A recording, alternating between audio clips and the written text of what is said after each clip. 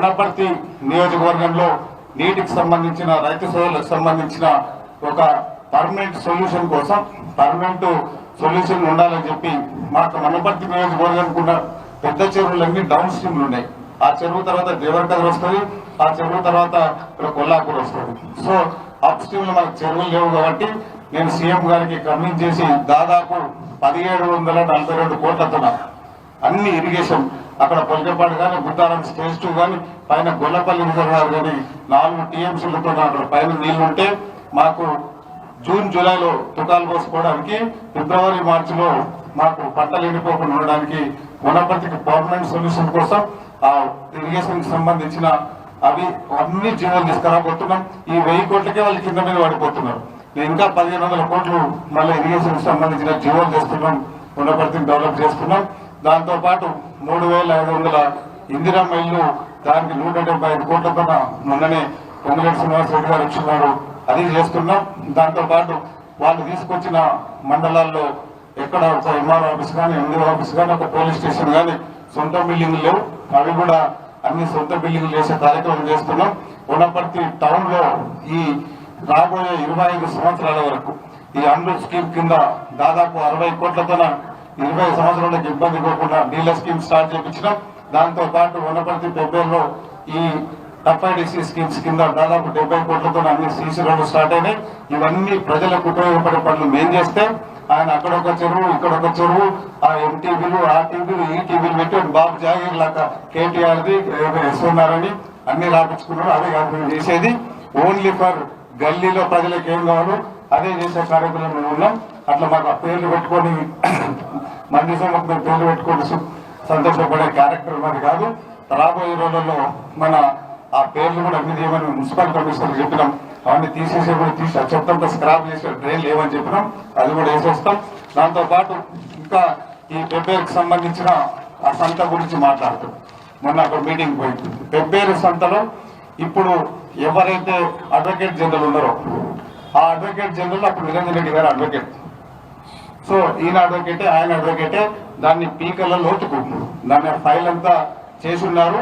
నేను ఎక్కడ ఇగోకి పోకుండా వాళ్ళ చక్కగా పూజారులు ఇంటికి పోయినా అడ్వకేట్ ఇంటికి పోయినా మీకు ఇంత వాల్యూ పొలాలు మేము ఇవ్వలేము, మీకు కావాల్సిన ఆల్టర్నేట్ ల్యాండ్ ఇస్తామని వాళ్ళతో అడ్వకేట్ తో అక్కడ ఉన్న వాళ్ళ ఓనర్స్ తో పూజారులతో నచ్చజెప్పి వాళ్ళతో లెటర్ తీసుకున్నా.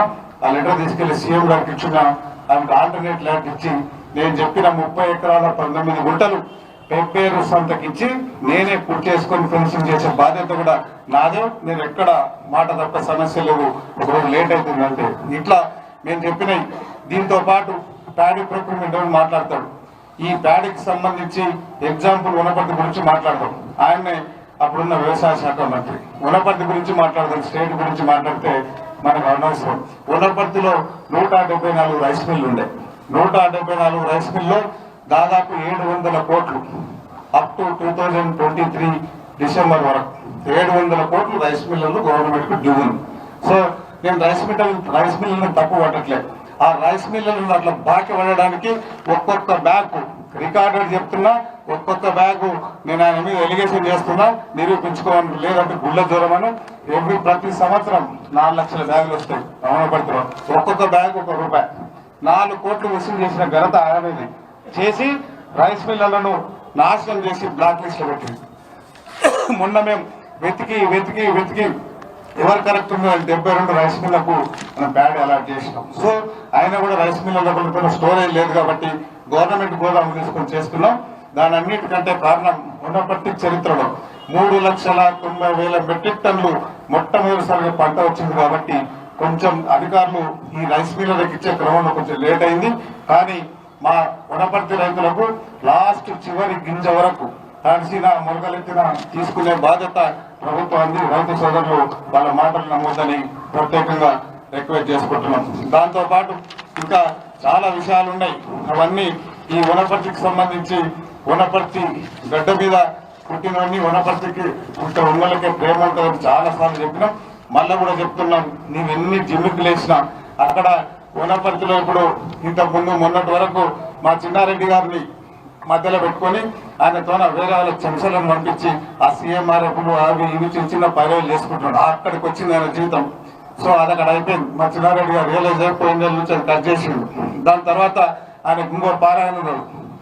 ఆ పారాయణ ఇట్లా వనపర్తికి వచ్చినప్పుడల్లా టెన్షన్ పడి ఫ్రస్ట్రేషన్ ఇవన్నీ మాట్లాడుతున్నాం. సో వాళ్ళిద్దరి మధ్యలో కేటీఆర్ గారు, హరీష్ గారు, కవిత గారు, కేసీఆర్ గారు ఆ బీఆర్ఎస్ పార్టీ తర్వాత ఫ్యూచర్ లో పార్టీలో ఉంచుతారా, సస్పెండ్ చేస్తారా, బీఫామ్ ఇస్తారా లేదని అపనమ్మకంతో ఉండే ఇవన్నీ మాట్లాడుతున్నాడు. వాళ్ళిద్దరు ఆ పాలన పంచమి నాకు అనవసరం, కానీ మీరిద్దరు కలిపి నిలబడ్డా, ఇంకో ముగ్గురు కలిపి నిలబడ్డా, నెక్స్ట్ కాంగ్రెస్ పార్టీ నుంచి నిలబెట్టిన ఏ క్యాండిడేట్ అయినా మా క్యాండిడేట్ గెలుస్తాడు. దాంతో పాటు లోకల్ బాడీ ఎలక్షన్స్ వస్తున్నాయి. ఆ లోకల్ బాడీ ఎలక్షన్ లో వాళ్ళకి క్యాండిడేట్లు కూడా లేరు.